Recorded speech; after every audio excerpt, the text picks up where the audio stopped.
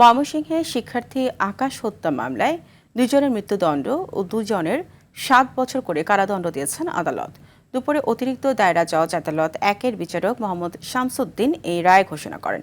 রায় এনামুল হক ও নাজমুল হককে মৃত্যুদণ্ড দেওয়া হয়। এদিকে বরিশালে শিশু ধর্ষণ মামলায় আলমগীর শিকদার নামের এক ব্যক্তিকে মৃত্যুদণ্ড দেওয়া হয়েছে। একই সঙ্গে 1 লাখ টাকা জরিমানাও করা হয়। ধর্ষণে জন্ম নেওয়া শিশুর ভরণ পোষণের দায়িত্ব দেওয়া হয়েছে জেলা প্রশাসককে। দুপুরে শিশু সহিংসতা দমন ট্রাইব্যুনালের বিচারক আশরাফ উদ্দিন আসামির উপস্থিতিতে এ রায় দেন।